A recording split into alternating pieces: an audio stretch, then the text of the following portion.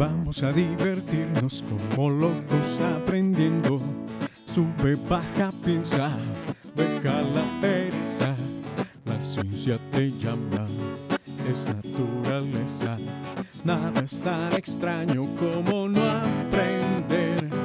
Ríete de Galileo que miraba al cielo. Ríete de las locuras de Aristóteles. Ríete. Buenas. Vamos a hacer esta clase que lleva tiempo, siempre la primera clase cuando uno hace un curso de mecánica, o casi que cualquier curso, ¿sí? O sea, uno debe tener claro cuál es el lugar en la historia, ¿sí? Y entonces uno debería preguntarse, ¿dónde empezó todo? ¿Dónde empezó todo? Y algunos dirán, miren, está el tablero, así, mi tablero va a ser como mi calendario cósmico, ¿sí? Allá en la serie Cosmos, si han visto la serie Cosmos, hacen un calendario cósmico, véanla, ¿sí? Y en mi tablero va a ser mi tablero cósmico. Aquí voy a colocar todo, cómo ha sido esta evolución del cosmos, ¿qué sabemos? ¿Bien? Entonces ahí va la pregunta, porque estamos, miren, este va a ser 2020. ¿Vieron el meme? Hay años, números de la mala suerte. El 13, el 666, el número de la bestia. Pero el peor de todos es el 2020, año de pandemia. No lo coloquemos ahí, que no le veamos las connotaciones negativas al 2020, al 2020, ¿sí? Digamos que también ha sido muy positivo. Para mí ha sido muy positivo. Para Newton fue positivo. Eso lo vamos a comentar ahorita, no nos adelantemos. ¿Qué fue lo primero? Entonces, obviamente, más de uno debe estar pensando allá, debe estar afirmando. Lo primero fue la creación. ¿Cómo es que dice? Al principio todo, miren aquí, casualmente tengo aquí la Biblia. Casualmente tengo aquí, es casualidad, ¿no? No es que yo haya estado aquí dándome látigo. Es pura casualidad. Pero todo, en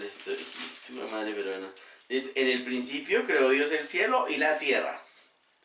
La tierra estaba informe, vacía, y las tinieblas cubrían la superficie del abismo del espíritu que Dios se movía. El espíritu de Dios se movía sobre las aguas.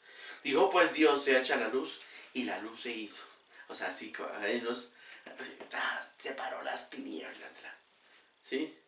A la luz la llamó día y a las tinieblas noche. Así en la tarde aquella de la mañana siguiente resultó el primer día. Dijo así mismo Dios, haya un firmamento. Bueno, en fin. Si creyeron que me iba a quedar aquí leyendo este documento. No, cada cual tiene todo su derecho en creer lo que quiera. Partamos de ese principio liberal. Menos en matones, ¿no? ¿Sí? Pero cada cual está en su derecho de creer lo que quiera. Pero estamos desde esa aproximación de la ciencia. Entonces ustedes seguramente ya hace 13.800 millones de años, ¿sí? Entonces estamos haciendo aquí, ¿qué sucedió? El Big Bang. En inglés suena más gomelo, ¿no? ¿Sí? Pero ya sabemos que esa es la gran explosión.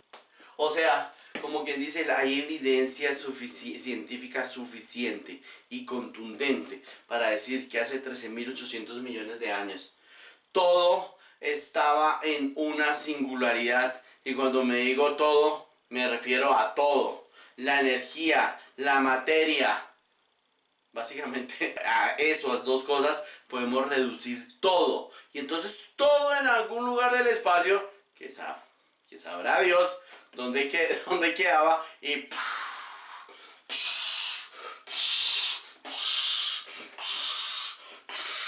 a toda mierda. ¿Sí? Fue tal la explosión que la velocidad a la que salió la explosión era más grande que la velocidad de la luz. O sea, ahí sí, como quien dicen, se armó el mierdero. Bien, y arranca todo a expandirse, ¿sí? Y por allá los astrónomos se dieron cuenta efectivamente, mirando al cielo, que se estaba expandiendo para allá, que estaba expandiendo para allá, que estaba expandiendo para allá, que estaba expandiendo para allá. ¿Sí? Y esa fue una primera evidencia dada por el efecto Doppler de las ondas electromagnéticas. Es decir, tenemos mucha evidencia de que eso es verdad. ¿Sí? La otra visión de que Dios creó el universo. ¿Cómo es que decía Stephen Hawking? Stephen Hawking, pues obviamente ustedes saben quién es Stephen Hawking. Como dirían, el cuadrapléjico. El cuadrapléjico superpilo. ¿Sí? Pero Stephen Hawking decía como que, bueno, el hombre bien incrédulo, súper incrédulo en Dios, o sea, y el hombre decía que tal vez Dios no creó el universo, pero él sí lo tenía ahí en su calendario como bien planificado. O sea, tenía clara la fecha. ¿Bien? O que originó todo. Algo así, si me acuerdan de este diálogo, sí, se las vuelvo a contar. Y entonces miren que como quien dice, ni siquiera puedo colocar esta vaina uno a uno, porque si yo colocara aquí 13.000 millones de años, 13.800 millones de años para coger esta cosa y dividirla de aquí a acá en 13.000 millones de años, pues no aguanta, ¿sí o no? ¿Sí? Entonces voy a colocar unos puntos suspensivos. ¿Sí? Unos puntos suspensivos aquí como que vemos que pasó harto tiempo formándose los sistemas solares, formándose las galaxias, ¿sí o no? Esa radiación de repente acumulándose. ¿Bien? Y simplemente hace 4.500 millones de años, pues tenemos a nuestro maravilloso planeta Tierra. ¿Sí o no? Que nuestro planeta Tierra pues realmente sí es maravilloso, ¿no? O sea, el planeta Tierra es una putería. Hace 4.500 millones de años se formó el planeta Tierra. El planeta Tierra es genial, este es nuestro hogar, nuestra casa, es nuestro techo cósmico. ¿Bien? Aquí, y dense cuenta cómo lo tratamos de mal, ¿no? Es decir, casi que hay gente que piensa que el planeta Tierra es infinito y botan la basura en la calle y queman árboles y explotan los recursos fósiles como si esta vaina no se fuera a acabar. O sea, eso a mí me da putería eso, realmente. ¿Sí? Ese es el capitalismo salvaje. Pero bueno, hace 4.500 millones de años se creó el planeta Tierra, ¿no? Se formó el planeta Tierra, porque se creó, esa palabra se creó así, como mágico.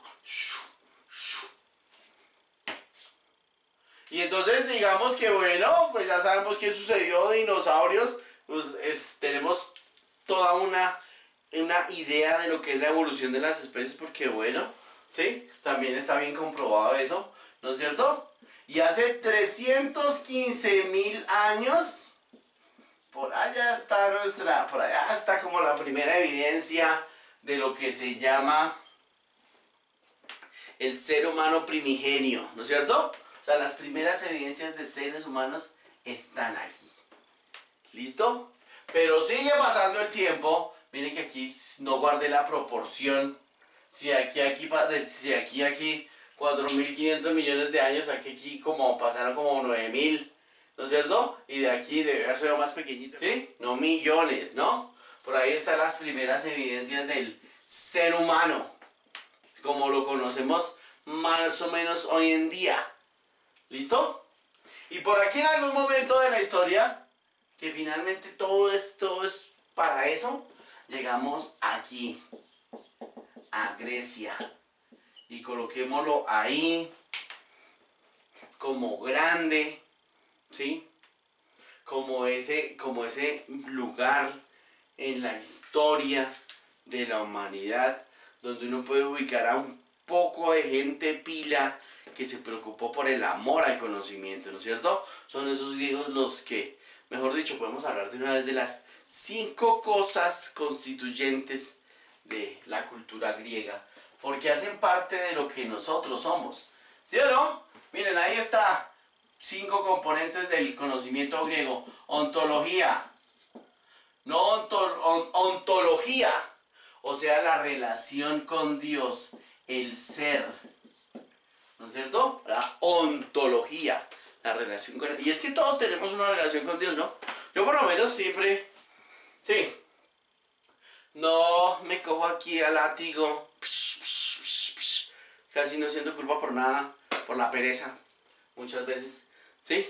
Pero uno tiene una relación con un ser, ¿sí? Así como dicen los ateos, gracias a Dios soy ateo, ¿no? Pues la mía no es tanto, pero digamos que cada cual está en su derecho de creer lo que le plazca. La ontología, ¿bien? Y también está, ojo, estamos hablando de los 5 componentes, y todos ustedes se van a dar cuenta que tienen alguno de esos, todos los tienen desarrollados en alguna medida.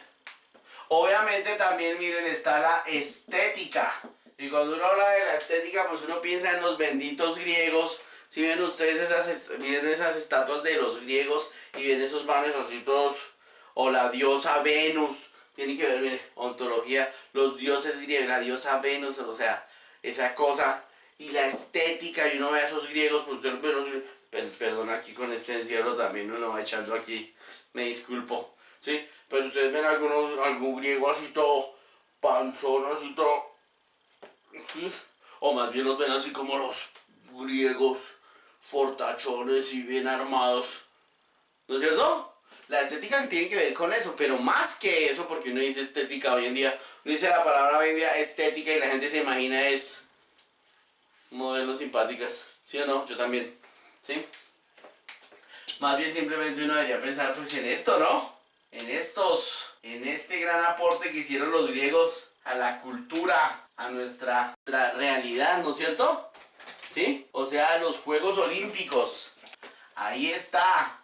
Y este año los Juegos Olímpicos serán en Tokio y graves. Pandemia. No hubo Juegos Olímpicos. Pero se quedaron para siempre los Juegos Olímpicos como el gran aporte de los griegos. ¿No es cierto? Es decir, la estética. Otro componente de la vitalidad griega. También está la política. No, primero hablemos de la ética, tal vez. La ética. ¿Sí? La ética. ¿Son ustedes éticos? ¿Sí? ¿Están estudiando para ser personas éticas? ¿O van a ser parte de lo que pasa en esta patria boba? Que simplemente la demora es que, o sea, la política se supone que es un servicio. Ya en un momento voy a hablar de la política, ¿sí o no? Pero llegan a la política y se vuelven corruptos y roban y matan, ¿sí? Ahora, ojo que una cosa es la ética y otra cosa es la moral. ¿Bien? ¿Cómo es que? Ese es otro discurso ahí que seguramente ustedes se lo saben, ¿no? Amarás a Dios sobre todas las cosas. Santificarás las fiestas. No jurarás su santo nombre en vano. Ni siquiera me lo sé. No desearás la mujer del prójimo. No matarás. ¿Sí? Pues ¿quién quiere matar, no es cierto? O sea, no queremos matar y sin embargo en este país viven matando a la gente. Y usted tenga iniciativa de ver que ya está en la mira. Quiera proteger un territorio, quiera proteger un páramo, quiera, no sé.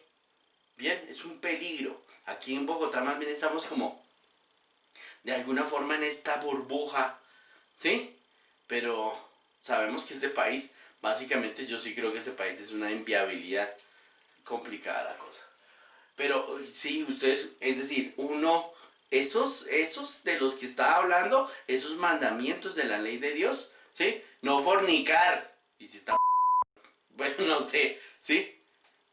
O sea, esos mandamientos absurdos que tienen que ver como dictámenes de afuera, no son la ética. La ética tiene que ver con lo que uno hace, hasta con lo que uno hace por los demás. Porque si uno se quiere a los demás, quiere la naturaleza, ¿no es cierto? No le hagas a los demás lo que no quieres que te hagan a ti mismo. Es la máxima de la ética. Entonces miren, ahí están los griegos, ¿no es cierto?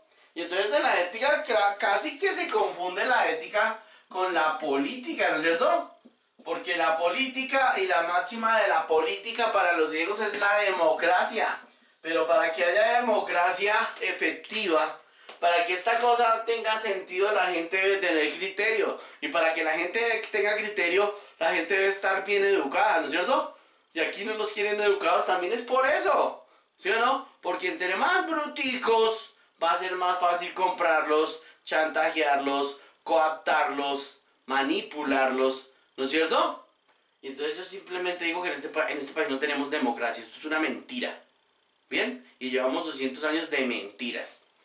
Y pues bueno, dese en cuenta lo triste. Ahora uno me pone a pensar digamos, nada más ahí en el vecino, Venezuela.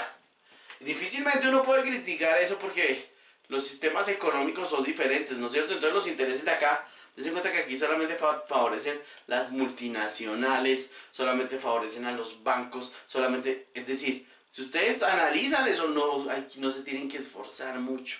Sí, véanlo nomás, vean las ganancias. ¿Sí? Y al otro lado, exageran.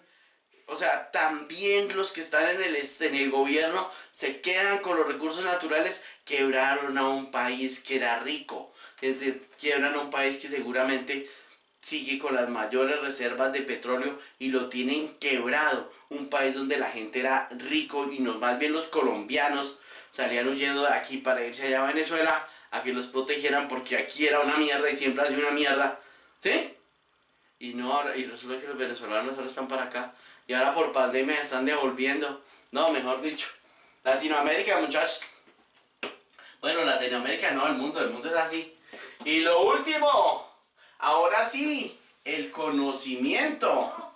O sea, la filosofía. ¿Qué significa la filosofía? La filosofía es el amor al conocimiento.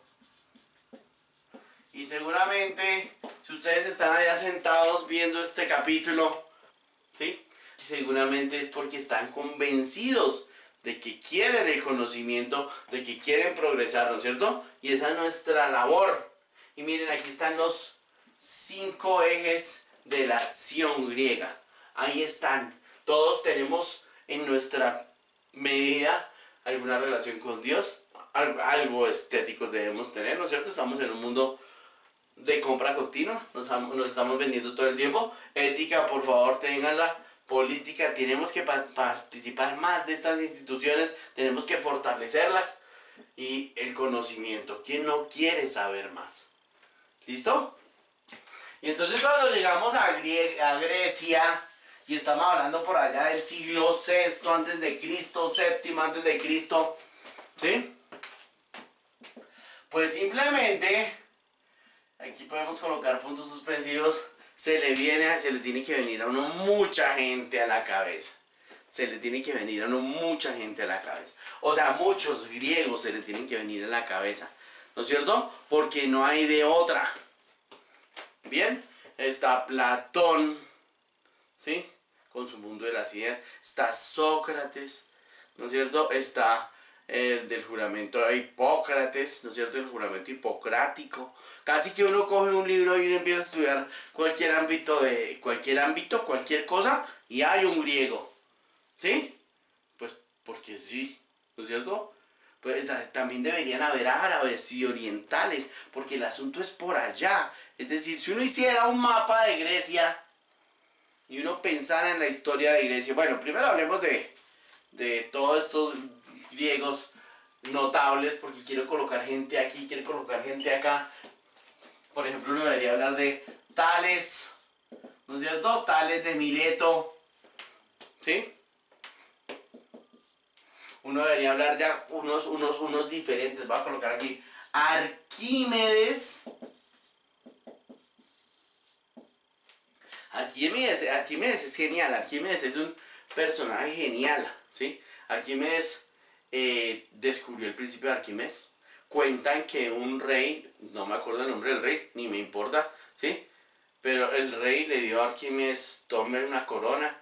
Más bien muchas veces se ha sucedido eso de que la ciencia está al servicio de los poderosos, y se encuentran ustedes aquí, desafortunadamente las armas y eso cuentan como un desarrollo tecnológico, técnico, que no se hubiera podido realizar si no fuera por la ciencia, ¿sí? Y Arquímedes estando allá, bueno, el rey le dio una corona y le dijo, averígüeme si esto es de oro, pero pues obviamente Arquímedes hubiera podido coger la bendita corona e ir allá y derretirla. Pero la idea no era esa, ¿sí o no? ¿Sí? Entonces allá en Latina, porque vivía como un rey Arquímedes, me lo imagino, y allá en Latina echándose un tinazo, y de repente sumergió la corona, subió el volumen, y Arquímedes dijo, ¡Eureka! y eureka significa lo tengo. Y efectivamente el principio de Arquímedes que todos conocemos y que es válido hoy en día. Incluso estuvo trabajando el hombre Arquímedes tratando de inventar una máquina que con los rayos. Anaximandro, las anas. Yo siempre nombro a las anas porque toca decir a las anas. Anaximandro, Anaxágoras, Anaxímenes.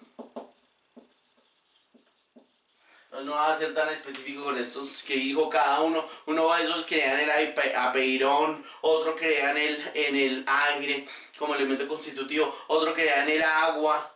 Bueno, en fin. ¿Quién más está por acá? Uno que me encanta a mí, que les puedo contar. Miren, uno que es Eratóstenes. Eratóstenes. Todos son como de la misma época. O sea, no más y Tales de Mileto y Arquímedes de Samos y Pitágoras, era el que era de Samos, Pitágoras. Por aquí coloquemos a Pitágoras. Ya ahorita hablo de Pitágoras. Puedo colocar muchos. ¿Saben qué hizo Eratóstenes? Midió la circunferencia de la Tierra. Imagínense, en esa época. ¿Cómo lo hizo? Podemos explorar aquí cómo lo hizo. Hagámoslo acá. ¿Cómo Eratóstenes midió la circunferencia de la Tierra? Si lo quieren leer, porque yo lo aprendí fue leyéndolo, no viendo videos, ¿sí? Leanlo del libro Cosmos. En el libro Cosmos de Carl Sagan está, ¿sí? Entonces uno tiene que pintar la Tierra. A ver, pintemos aquí la Tierra. Nuestro planeta bello. Y por allá lejos pintemos el solecito. Y entonces el solecito está a 8 minutos luz de la Tierra. Y 8 minutos luz de la Tierra significa que son 8 minutos viajando a la velocidad de la luz. O sea, 144 millones de kilómetros. Eso lo podemos calcular después. Ya luego hablaremos con más detalle de la luz. Porque aquí van a aparecer asuntos sobre la luz. Pero si uno pinta el sol allá, y si uno agarra a pintar los rayos que se propagan por ese espacio isotrópico, pues digamos que los rayos más bien llegan como de esta forma a la Tierra. Como bien paralelos. ¿Sí? Porque es que al final la Tierra es un objeto pequeño con respecto al tamaño del Sol. Estamos lejos, o sea que esa divergencia en todas las direcciones no se va a notar en ese espacio que ocupa la Tierra. Eratóstenes había escuchado que en alguna ciudad, en una ciudad cercana, bueno, en alguna ciudad, un palo vertical, una vara vertical no generaba sombra. Imagínense ustedes esa vaina. Escuchó que en una ciudad lejana, cercana, Siena, si no estoy mal, una vara vertical no generaba sombra. Aquí coloquemos en café mi barra vertical. ¿Alguna vez? Sí, ¿y qué es? O sea, no generaba sombra, significa tal cual eso, significa que el sol estaba exactamente encima o que la sombra estaba debajo. ¿Bien? Porque ¿cómo uno definiría una sombra? Pues como la parte oscura que queda por la interrupción de rayos. Yo no la he visto, pero imagínate una sombra. Una sombra, como diría Asunción Silva. Y érase una sombra larga, Entonces digamos que él sabía, que miren, aquí está, en una escala bien simpática, severa barra vertical, ¿sí o no? Severa barra vertical, la Tierra. Y entonces simplemente aquí un rayo de luz que venía del sol no genera sombra. En cambio un rayo de luz que viene acá genera esta sombra. Y digamos, ojo, ese día es el 21 de junio, el solsticio de verano, el día que más dura el sol por allá en esas latitudes septentrionales, ¿no es cierto? ¿Sí? Aquí casi que no lo notamos, aquí somos muy de veras porque aquí tenemos un solecito todo el tiempo, ¿no es cierto? Pero allá en partes del planeta, aquí como por acá arriba, donde los días son más largos en verano, ¿no es cierto? Y las noches más cortas y viceversa, ¿no es cierto? Y si nos vamos al polo, pues ni exagerar. Este no es el polo, ¿no? Este no es el polo, sigo acá con mi modelo, mi sol está por allá. En esta ciudad él averiguó que el 21 de junio, o sea, sabía, mejor dicho, que el 21 de junio una vara vertical nos generaba sombra. En cambio esta me genera esa sombra. Y miren lo que hay, miren el trabajo tan bonito. Una cosa de elemental geometría. Pero vaya usted, pílleselo. ¿Ustedes creen que alguna mañana ustedes se levantan y se dan cuenta de eso? ¿Sí? Miren, este ángulo, digamos, esta distancia de aquí a aquí, se la puso a medir a un esclavito. Siempre el esclavito va a aparecer. Los esclavitos son los estudiantes de maestría, de doctorado, hasta los de pregrado. ¿Sí? Y lo mandó al esclavito a medir esta distancia. Esa distancia, como lo que vemos aquí como D, simplemente la distancia. Se la puso a medir, eso no lo hizo él. Este angulito, venga, quiero un color para que quede más claro. Este angulito que forma aquí, pega aquí en la punta, para que efectivamente se note mi sombra. ¿Sí? Entonces, este angulito es el mismo angulito que este angulito. Bueno, hagámoslo aquí más bonito. Este ángulo es este mismo ángulo que está acá, ¿no es cierto? Y este se puede medir porque solamente es extendiendo una cuerda. Extiendo una cuerda desde la parte de arriba del objeto de la vara hasta la sombra. Y tengo el dichoso ángulo. Este ángulo lo puede medir, este ángulo lo puede medir. Y como tiene esta distancia, y digamos que este ángulo es tantas partes, ya hoy en día tenemos claro que la circunferencia tiene 360 grados. Si este ángulo tiene tantas partes, digámoslo así, si este ángulo fuese 60 grados, y digamos que esta distancia, en esa época la distancia eran estadios, 200 de estadios, pues tenemos claro que 60 grados es la sexta parte de 360, o sea 6 por 2, 1200 estadios. Y simplemente el señor Eratóstenes, con esa cosa observacional, ya se había dado cuenta que la Tierra era redonda. Incluso ya había medido el perímetro con un experimento genial que solamente implicaba observar su entorno. ¿Sí lo ven? Y obviamente aplicando la geometría de otro famoso. ¿De quién? Pues de Euclides, ¿no es cierto? Euclides es otro que merece estar aquí en la lista de los griegos. Euclides. Bien, ahí está. Euclides. Otro griego. O sea, si uno se pone a pensar en griegos, es lo que hay, ¿no es cierto? Les decía Pitágoras. Pitágoras es otro de los griegos así, mejor dicho, creía que el elemento constitutivo eran los números. Imagínense ustedes. ¡Ey, número! O sea, el número, ¿cómo se imagina un 1? ¿No? Uno sabe que un 1 es una cosa que es una abstracción. 1, 2, 3, 4, 5 dedos, ¿no es cierto? Pero uno no ve un 1 por ahí. Pero Pitágoras sí creía que el elemento constitutivo era los números. Y tenía hasta números mágicos y números de la suerte, y mejor dicho. Y pues el teorema de Pitágoras, ¿no? Que lo usamos todos los días. ¿Vieron el meme del distanciamiento social? Distanciamiento social. 1.5 metros. Esto ya lo he mencionado antes, pero me pareció muy simpático. 1.5 metros. 1.5 metros de distancia entre las personas. 1.5 metros. Y entre este y este también 1.5 metros. Y entonces cuando Pitágoras llora amargamente porque están perdiendo el tiempo y ni saben de él nada. ¿Sí? Dejémoslo así porque no lo pienso explicar. Entonces miren, hablemos de otro griego, o sea, todos los griegos son admirables, ¿sí? Hablemos de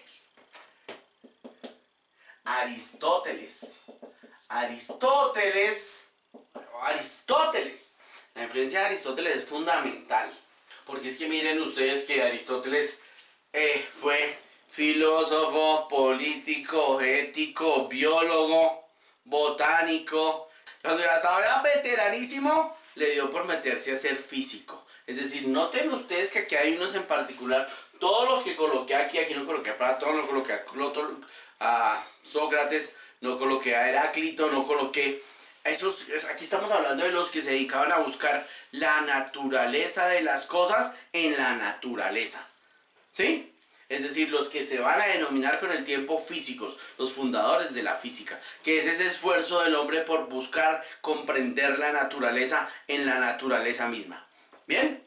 Y entonces Aristóteles en ese esfuerzo, ya con lo que les decía ya, el hombre enunció los 4 elementos que pues efectivamente ya desde antes los había anunciado otro fulano, pero él le dio toda la fuerza.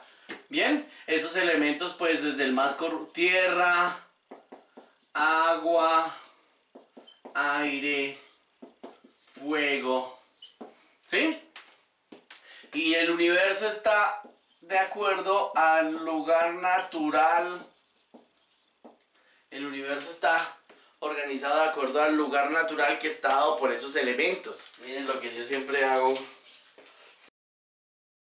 Nos vamos a dar al tiempo, ¿no? ¿Cuál va a llegar al primero?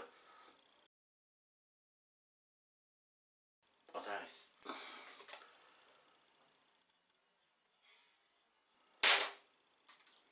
¿Y por qué cae el marcador primero? Pues ya sabemos hoy en día, y seguramente ustedes sabrán física y tendrán sus ideas, porque ya estamos en un mundo súper comunicado, ¿sí? O ustedes pasaron por el colegio o lo que sea, pero estamos pensando en lo de Aristóteles. ¿Por qué diría Aristóteles si cayó primero el marcador que la hoja? Pues simplemente Aristóteles diría porque tiene más tierra. Entonces, como tiene más tierra, tiene más afán de llegar a su lugar natural, que es la tierra, ¿sí? Imagínense ustedes eso. O sea, hay lugares naturales, todas las cosas están compuestas de acuerdo a la proporción que tengan de tierra, agua, aire, fuego. También hay un elemento extraño que es el éter que los llena todo, ¿sí? Pero de acuerdo a la composición. Y entonces este marcador cayó primero porque tiene más tierra. Y entonces si yo cojo y entonces organizamos el universo de Aristóteles, pintémoslo de una vez. El universo de Aristóteles está aquí, está la tierra, de lo más corrupto, ¿no es cierto? Por aquí afuera está el agua, el mar, por aquí afuera está el mar, por aquí afuera está el mar, el agua. Por aquí afuera está el aire. Por aquí afuera está la casa de Dios, ¿no es cierto? Es decir, están las estrellas fijas. Imagínense usted, está en la casa de Dios. Siempre pinto. Esto se me metió en las esferas acá. Ese es el universo de Aristóteles. Ese es el universo de Aristóteles. La tierra está quieta. Necesito tinta para moverme, para tener energía. Es una clase de historia. Uno tiene que estar consciente de la historia para que no se le repita. O para poder colaborar. O para poder saber cuál es el estado del arte. Por muchas razones, ¿sí o no? Y entonces miren que la tierra está quieta.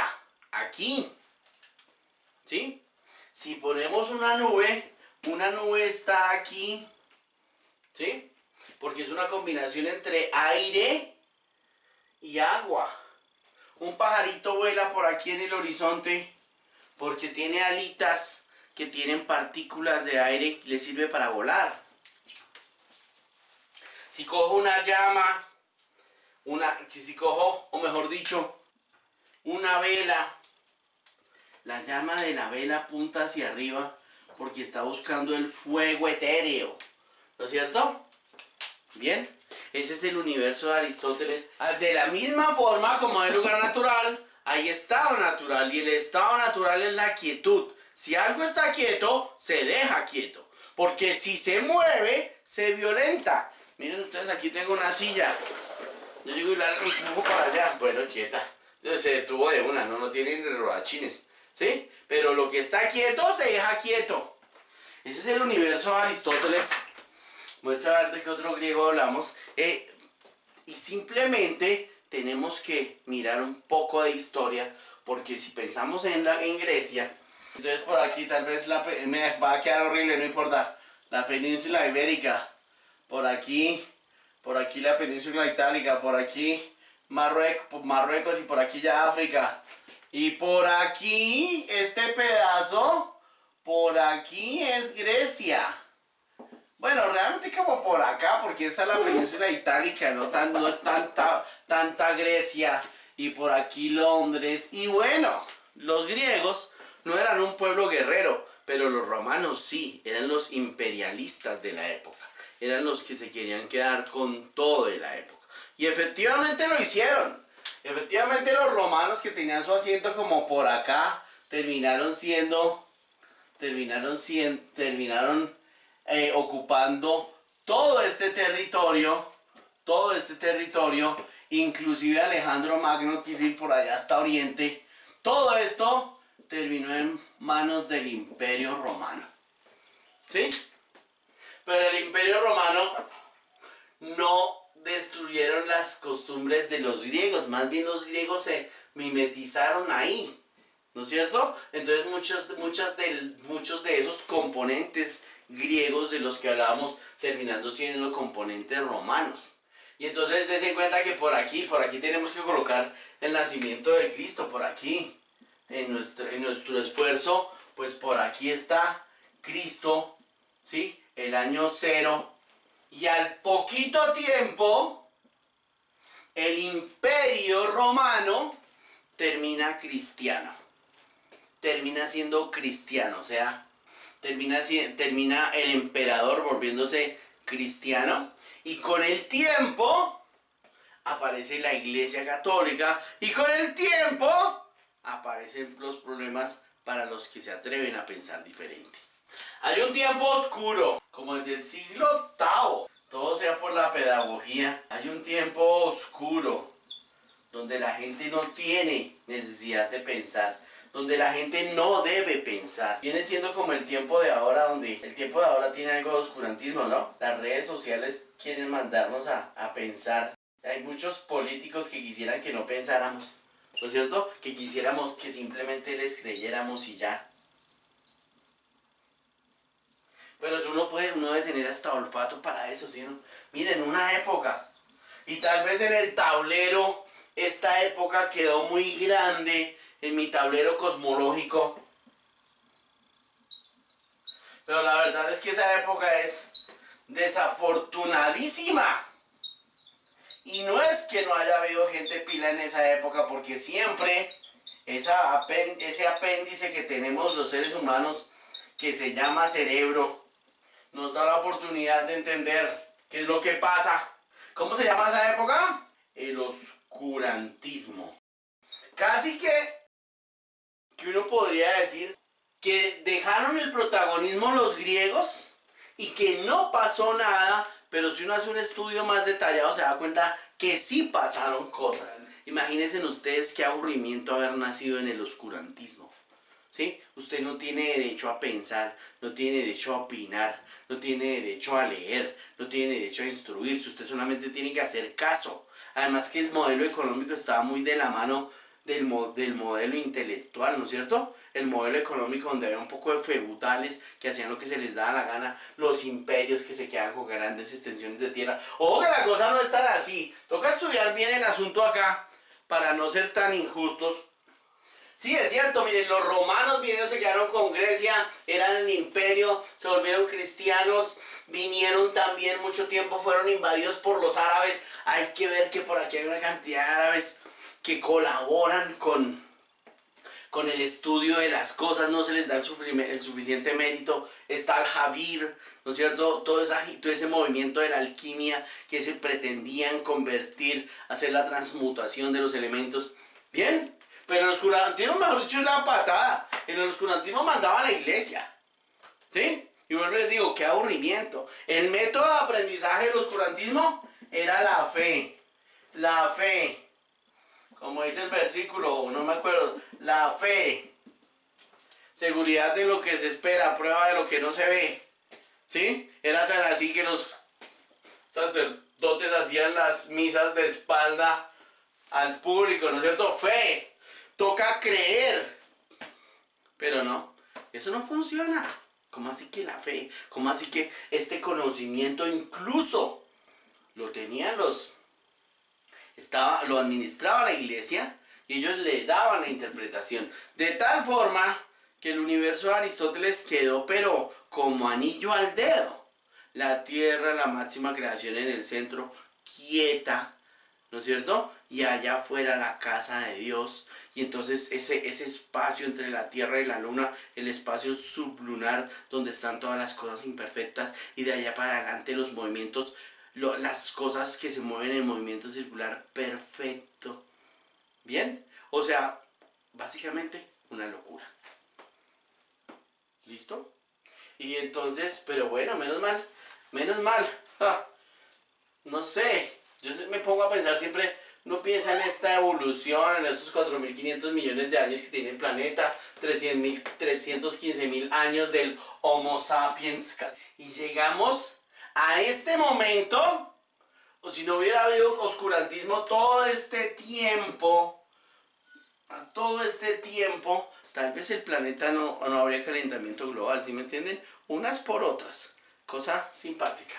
Pero llegó el Renacimiento. Y entonces uno no puede colocar ahí como... Por ejemplo, uno puede colocar aquí gente muy pila. ¿A quién debería colocar gente muy pila en el oscurantismo? Uno debería colocar por aquí a Copérnico. Copérnico, que era sacerdote. No creía que la Tierra estuviera en el centro del universo, sino más bien el hombre se habla del heliocentrismo. La Tierra es la que está haciéndole vueltas al universo, y eso lo tenía en claro por las observaciones que había hecho en el siglo XII. Pero Copérnico no fue pendejo, era monje, ¿no? El hombre publicó su libro después de muerto y se ahorró la persecución, ¿sí?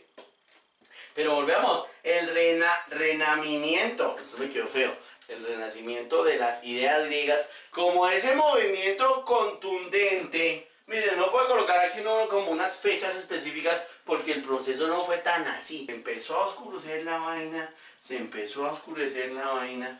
empezó a oscurecer aquí más oscurito. El caso es que hubo un momento, si sus ideas no eran acordes con lo que decía la iglesia, usted corría el riesgo de ser quemado. Y se me borró mi universo Aristóteles. Pero ojo que cuando hablamos del universo de Aristóteles, está la llama apuntando hacia arriba porque está buscando el cielo, ¿no es cierto? De hecho, en el libro de Dante Alighieri se va a buscar el infierno dentro de la tierra, ¿no es cierto? Donde están las cosas imperfectas. Bien, y entonces esa llama como ente purificador, usted lo van y lo queman, no por lo que lo quieran matar por el hereje, no por haberse atrevido a decir todas las cosas que dijo, sino es para ayudarlo a llegar al cielo. Estúpido, ¿sí o no? Bien, si uno piensa en el Renacimiento, uno debe hablar de mucha gente, es que es mucha gente, créanme. Se queda uno corto. Debería de pronto uno hablar por aquí como en esa transición del señor René Descartes. 1596-1650. O sea, noten... Francés, el hombre. ¿Cuál fue la gran contribución de René Descartes? Efectivamente, se la tienen que saber ustedes, el método científico, el discurso del método. Voy a colocar allá la palabra clave, la duda. Porque el método de él es la duda metódica. Hay que dudar de todo. ¿Sí? Como lo dirían anteriormente, hay que quitarse un poco para poder investigar, para poder realizar una investigación, hay que quitarse toda esa cantidad de preconceptos que condicionan la visión que uno tiene del mundo para poder mirar con claridad. Eso es una cosa complicada de hacer porque uno siempre tiene un punto de vista, ¿sí o no? Uno siempre tiene unas convicciones, viene una familia, alguna cosa. Pero esa es la duda metódica. La duda metódica a mí se me hace que viene a cuenta hoy en día. No debe pasar nunca de moda. Y más en una época de fake news. Dese en cuenta cómo la gente la manipulan todo el tiempo. Y hoy en día esta sociedad hiperconectada está logrando lo que no se podía antes, ¿no es cierto? Es decir, la gente lanza una noticia falsa y la gente cree. Y como quien dice, presionan la conciencia de la gente hasta que logran movimientos absurdos, como el que lo ocurrió en Colombia, ¿no es cierto?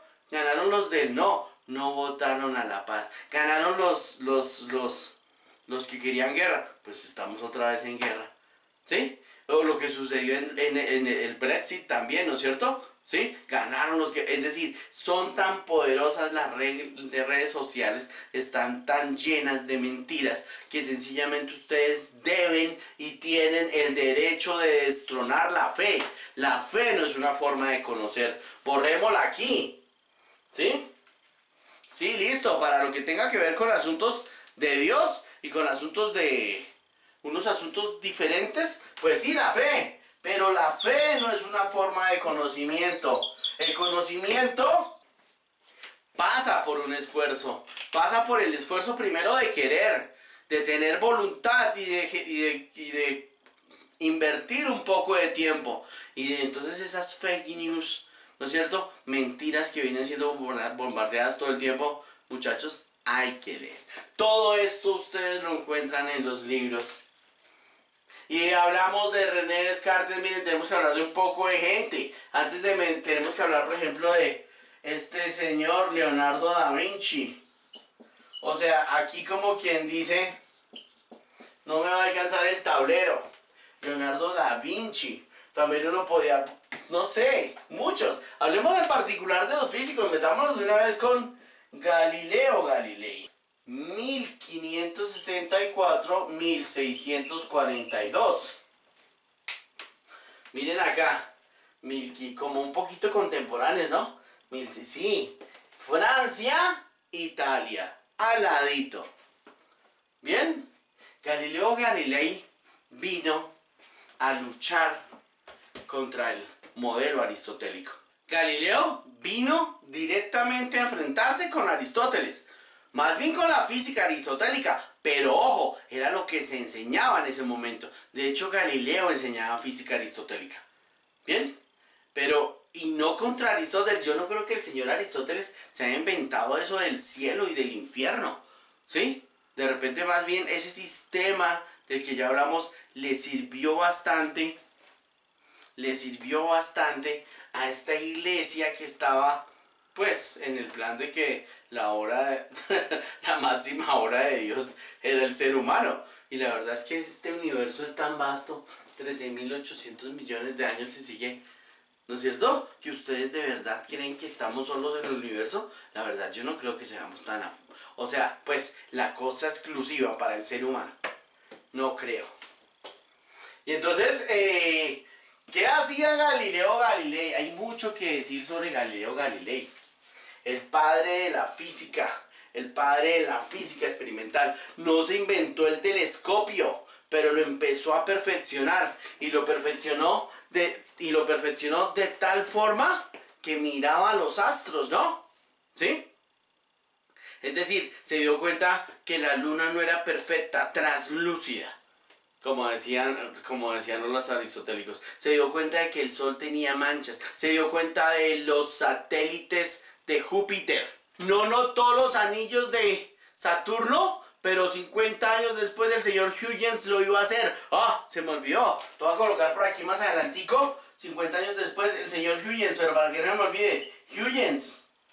¿Sí? Lo voy a colocar a Hooke, que no se me olvide la gente. Hooke. Es decir, hay gente que sencillamente como el señor Galileo cambia la historia y se enfrentó con contundencia. Porque el señor simplemente cada vez que escribía un librito, cada vez que le daban una opinión, lo llamaban, venga para Roma. Y tenía que ir allá a poner la cara. Pues dése cuenta que también era una cosa como muy chévere. No pasa hoy en día. Aquí en Colombia no pasa esa vaina. ¿Sí? Aquí en Colombia sale una noticia de ciencias y... pues que, ay, ¿viste la noticia de ciencia que salió? Sí, los perros que se pueden orientar por el campo magnético. Ay, que el campo magnético de la Tierra se está debilitando. Ay, que se descubrió en las ondas gravitacionales. ¿Saben? ¿Te habías escuchado eso? Eso no pasa aquí en Colombia, muchachos. De pronto pasan en comunidades, pero en comunidades muy cerradas. Pero aquí como que, miren, la iglesia estaba pendiente de lo que decía Galileo. Y el man la embarraba y venga para acá. ¿No es cierto? Y lo llamaban. E incluso le tocó retratarse. Entonces él fue por allá y simplemente dijo, pues bueno, está bien, Me tocó escribir una retractación para que no lo quemaran. El hombre también tenía sus palancas, pues. No era ninguna parecido. Si no hubiera sido Galileo Galilei, fijo lo queman. ¿Sí? Pero el hombre simplemente escribió allá la retractación. Me retrato de haberme atrevido a decir que la Tierra se mueve. Y por ahí es que murmuró, aunque lo haga. Imagínense. Galileo murió ciego, Galileo Galilei murió ciego porque Galileo, lo decía hace un momentico, aunque no se inventó el telescopio, lo perfeccionó y le dio por mirar al solecito y se quemó la retina. ¿Cómo la ven? ¿Sí? Galileo intentó medir la velocidad de la luz. Para el momento de Galileo ya habían evidencias contundentes de que la velocidad de la luz no era infinita. Un griego ya lo había dicho antes. Un astrónomo también ya lo había notado, ¿sí? Y Galileo la intentó medir. Entonces simplemente imaginen ustedes el siguiente experimento. El siguiente experimento. Montaña y montaña. Pero primero hagamos aquí como toda la relatoría. Fulano y Galileo. Y Galileo le dio a este fulano una lámpara. Le dio una lámpara. Tome, al esclavo de siempre. Usted, a las 9 de la noche, aquí me estoy inventando un cuento, pero una cosa así por el estilo. Usted se va a hacer en esta loma, yo me voy a hacer en esta loma, y la lámpara que le di, la descubre. ¿Sí? Tengo la distancia que hay entre las dos lomas. Cronometremos. A ver, sincronicemos cronómetros. De hecho, a Galileo se inventó un cronómetro. Se inventó el mismo el cronómetro. Pero si imaginen ustedes el cronómetro de ese momento. O sea, qué locura de ineficiencia. Y se fue allá y levantó la lámpara, dejó ver la luz. ¿Y ustedes creen que Galileo percibió algún tiempo de retraso para con esa distancia y ese tiempo calcular la velocidad de la luz? Pues sencillamente no lo logró. ¿Qué decía Galileo sobre nuestro problema de hace un momento? Nuestro problema de hace un momento, cuando hablaba Aristóteles y se caía esto, el hombre decía que esto tenía menos tierra que esto, ¿sí o no? Miren lo que sucede. Ahora miren lo que hice, que no lo hice hace un rato. Con el mismo papelito. ¿Cuál cayó primero?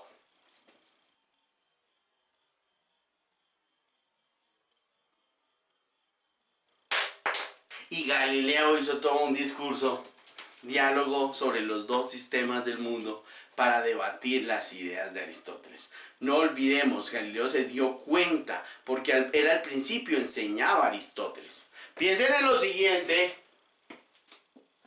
que es cómo Galileo, miren, tengo ahí esfera maciza y plumita. Todo un libro hizo Galileo para burlarse de la física de Aristóteles. Esfera maciza y plumita. Y entonces, ¿qué tal? Bueno, mejor dicho, Aristóteles diría que la esfera maciza cae primero porque tiene más tierra, tiene más afán de llegar a su lugar natural que la tierra. Y también diría, la pluma tiene tierra, pero tiene menos. Pero debe tener partículas de aire porque le sirve a los pajaritos para volar. ¿Sí o no? Y llega ahí el señor Galileo, llega y dice, bueno, ahora voy a coger un tercer objeto y le voy a poner la pluma. O sea que ahora tengo tres objetos. Esfera maciza, plumita sola y esfera con pluma. ¿Y cuál caería primero? Piensen ustedes que están allá. Si pensaron, pónganle esto otro momentico. Si pensaron que la esfera con la pluma tenía más tierra y llegaba primero por eso, tienen razón. Si pensaron que la esfera con la pluma se veía atrasado su problema porque ha retrasado su movimiento porque la pluma tiene aire, tienen razón. ¿Ok? O sea, le pegó la pluma de alguna forma. ¿Sí? Y entonces si no llegan ni antes ni después, pues llegan al tiempo.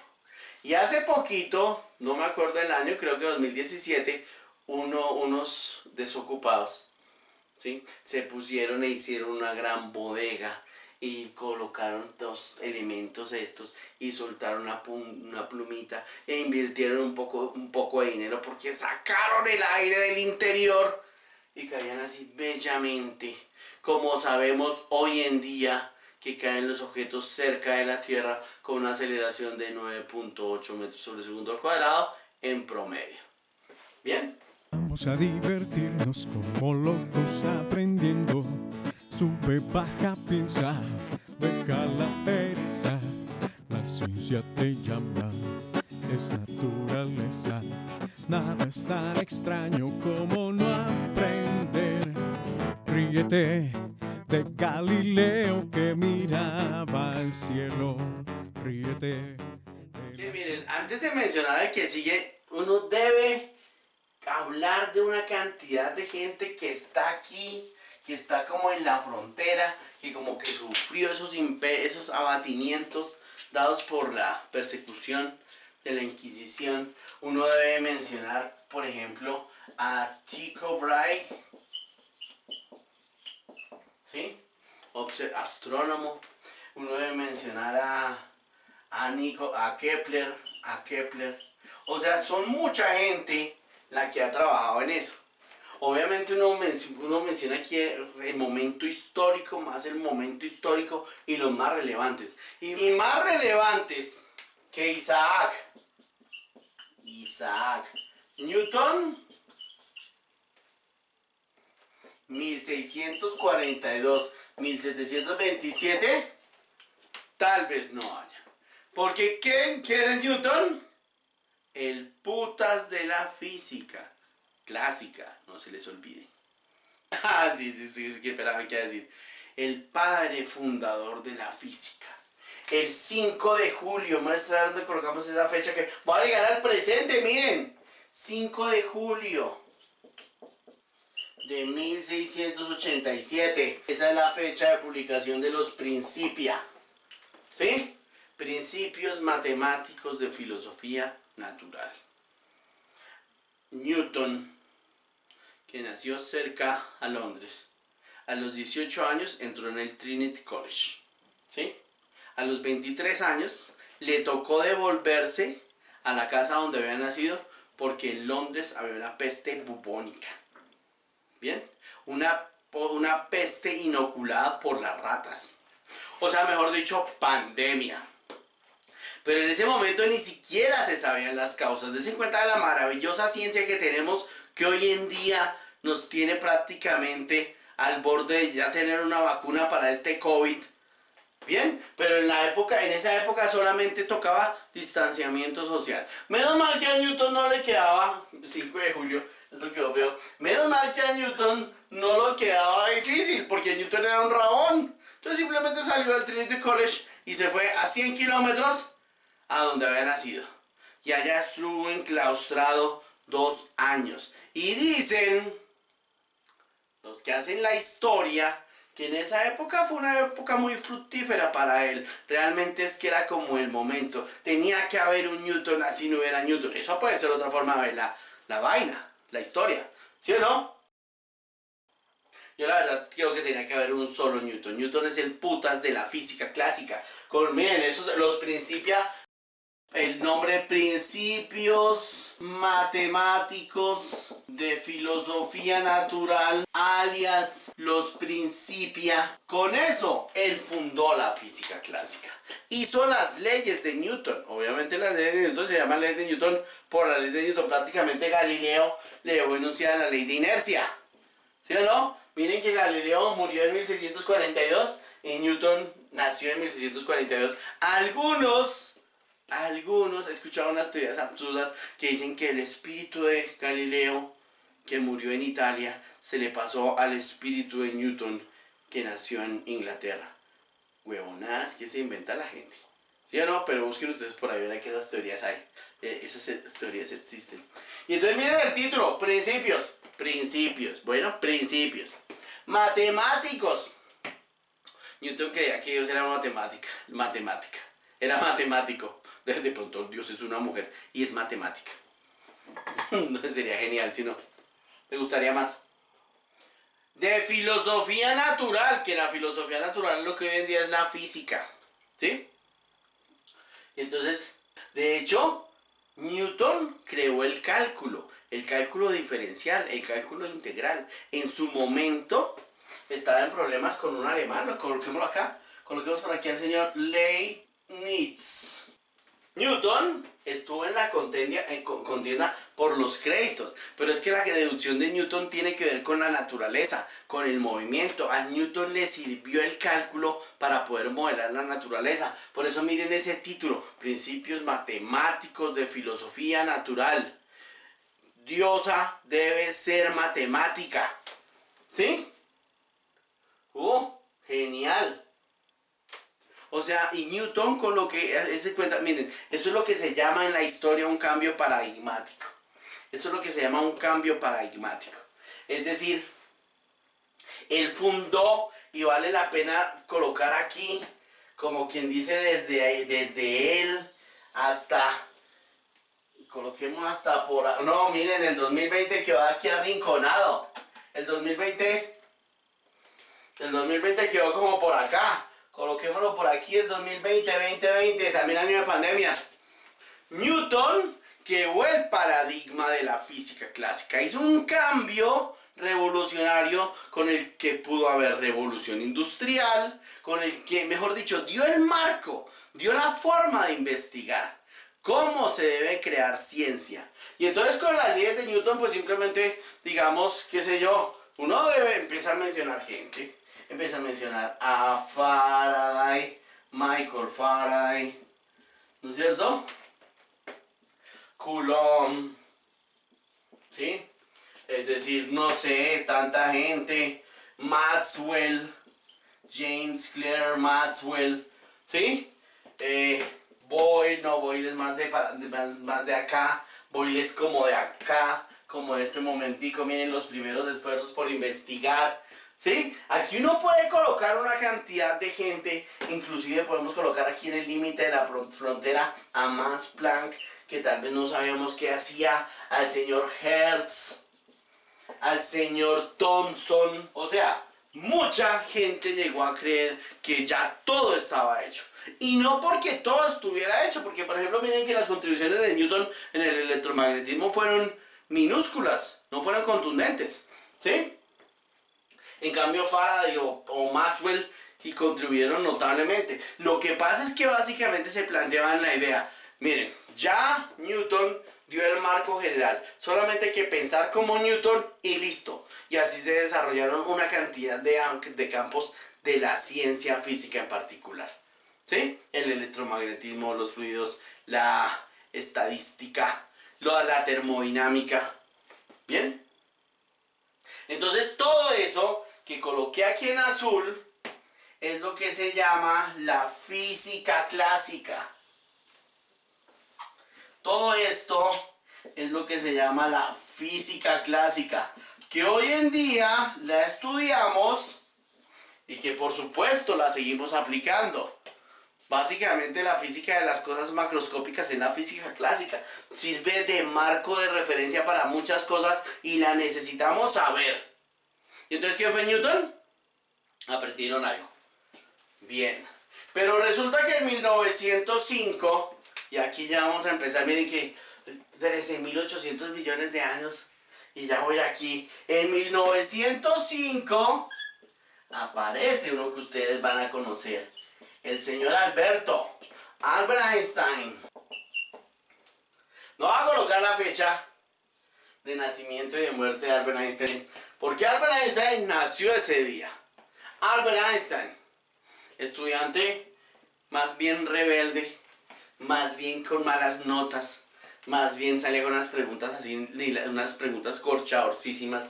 Le hacía unas preguntas corchadoras a los profesores que creían que era que, venga profesor, ¿y qué pasaría si yo me montara en un rayo de luz? Y el profesor allá, con su chicharrón de sus estudiantes, y el man decía, y por ahí estaba la cosa. En el año de 1905 Albert Einstein escribió 5 artículos y con los 5 artículos revolucionó 5 ámbitos de la ciencia. O sea, Albert Einstein básicamente fue el que hizo otro cambio paradigmático. Lo podemos colocar coloquémoslo en color naranja, que es mi color preferido, desde 1905. Estamos en la época de la física moderna. ¿Sí? Y entonces miren, el hombre se ganó el premio Nobel en 1916, pero lo que dijo Albert Einstein en 1905 fue contundente. Explicó el efecto fotoeléctrico. Miren, aquí coloqué yo al señor Hertz, que obviamente lo conocen ustedes por la frecuencia, ¿no es cierto? El señor Hertz había estado estudiando un efecto en el cual si usted iluminaba una placa metálica, ¿sí?, lograba liberar electrones. Pero era raro, porque no la tenía que liberar con cualquier radiación, ¿sí? O sea, tenía que ser con una radiación específica y lograba liberar electrones, ¿sí? Y el señor Albert Einstein explicó eso que después se va a denominar el efecto fotoeléctrico, es decir, la luz viene en paqueticos que con el tiempo le darían el nombre de fotones, ¿ok?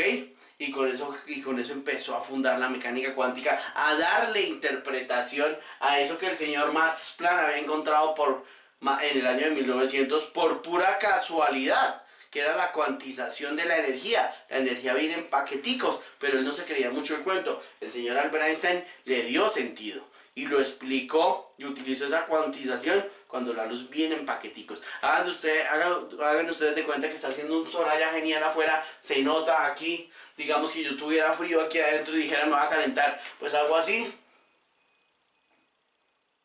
y lo logro después de un rato. En cambio, la luz y los diferentes elementos tienen energías cuantizadas, de modo que si quisiera lograr una transición energética, o sea, una excitación del electrón para que sea liberado, que era lo que se conseguía, no se debe iluminar con cualquier luz. Se debe iluminar con una luz que traiga ese paquete de energía completico que permita que haya esa transición, se absorba, o sea, no es cuestión de tiempo, mejor dicho. Albert Einstein también, usted lo conoce, más famoso por... Bueno, ¿quién no conoce, quién no ha escuchado la canción, la ecuación E igual... Aquí mire, como para Newton, principios matemáticos de filosofía natural. Para Albert Einstein, E igual a mc cuadrado. ¿Quién no ha visto esa ecuación? La equivalencia entre masa y energía, ¿no es cierto? ¿Sí? ¿Quién no ha escuchado hablar de la relatividad? De la paradoja de los gemelos, que en tantas películas, ¿quién no ha escuchado eso de que la luz es la máxima velocidad de la naturaleza? La usamos hace un momentico, Galileo intentó medirla, ¿sí? Un griego ya se había dado cuenta de que la velocidad de la luz era finita, lo había intuido. Un astrónomo por aquí, si no estoy mal, el señor Ruther, ¿sí? Ya había notado también eso. Y viene Albert Einstein en momentos en los que estaban a punto de medirla. Por esta época se podía medir ya la velocidad de la luz, ¿no es cierto? ¿Sí? Y dice que la máxima velocidad de la naturaleza es la velocidad de la luz. Y los objetos a velocidades cercanas a la luz les pasa cosas extrañas. El tiempo se dilata, se hace más lento, la longitud se contrae, ¿no es cierto? Hay una equivalencia entre masa y energía. Es decir, con toda esta física, el señor fundó otro paradigma que es en el que estamos, en el paradigma de la física moderna, en el paradigma de la actualidad, ¿sí? Básicamente con esa física tenemos los computadores, tenemos las telecomunicaciones que tenemos hoy en día. Y entonces uno debería también, por pura decencia, nombrar a gente inteligente. Porque uno debería nombrar al señor Schrödinger. ¿Lo conocen? Claro. Y los voy a colocar ahí amontonados. Uno debería mencionar al señor Dirac. Uno debería mencionar al señor Heisenberg. Uno debería mencionar al señor Pauli. Uno debería mencionar al señor de Broglie. Uno debería mencionar al señor Stephen Hawking. Uno debería mencionar... Y ahí vamos, ¿sí? No sé si han visto ustedes la serie de Big Bang Theory, pero en alguna de esas le preguntan a Sheldon, ¿qué ha pasado últimamente en física? Y Sheldon dice nada. Porque es que realmente si uno se pone a mirar quiénes fueron los que revolucionaron el asunto, pues son 4. Bueno, son poquitos. Enumerémoslos. Son los griegos. Galileo, que no me atrevo a dejarlo por fuera. O sea, estoy mencionando a la gente que ha hecho algo. Pero usted ha hecho algo, usted ha colaborado. Y ahora que nos toca pensar en el desarrollo sostenible, porque antes no teníamos ese problema, ¿sí o no? Bien, pero ahora, des en cuenta, si nos descuidamos, de repente nos desaparecemos como especie. Listo, hay pandemia, eso es lo de menos. Seguramente nuestra ciencia nos va a dar para tener una vacuna. O como dicen los que son crueles, esta manada, estos presidentes que no se las creen, los que tienen que morir se morirán, ¿sí o no? Pero, ¿usted qué ha hecho? Y entonces yo les digo, miren, ¿quiénes hicieron? Si uno se pone a mirar acá, cambios paradigmáticos. Pero miren, ¿qué es un paradigma? Un paradigma da las bases para que haya un movimiento contundente, que haya un cambio. Y entonces, si quieren leer un libro bueno, lean el libro de la tercera ola de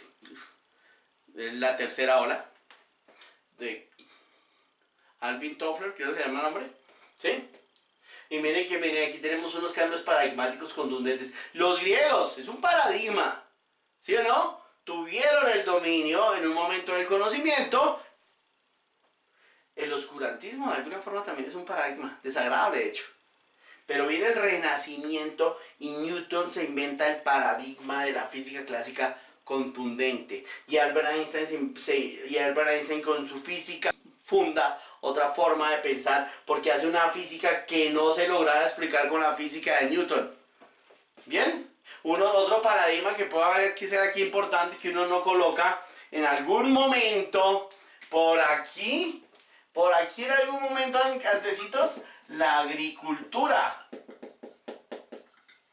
Ese es otro paradigma, que ese se le achaca y se lo achaca el señor Toffler a las mujeres. Los hombres se iban a cazar y las mujeres se inventaron la agricultura. ¿Sí? Por aquí, después de Newton, el paradigma de la revolución industrial. Revolución industrial. Porque antes de la revolución industrial, que obviamente tiene mérito Newton allá por el desarrollo de las máquinas, ¿no es cierto? Carnot está metido ahí, bien, pero está con ese fundamento de la física. Antes de la revolución industrial las familias eran grandísimas y vivían en el campo con muchos niños, ¿no es cierto? Por aquello que necesitan mano de obra para el campo. Después de eso se van para las ciudades, empiezan a ser más pequeñas las familias y luego viene el paradigma de nuestra época, el cambio paradigmático de la informática. O sea, que se cuenta que paradigmas no solamente hay en la ciencia. Y entonces uno se pregunta, bueno, listo, ¿quiénes son los que hicieron los griegos? Galileo, Newton, Albert Einstein y Dios. O si lo prefiere, el Big Bang, que creó. ¡Nos vemos!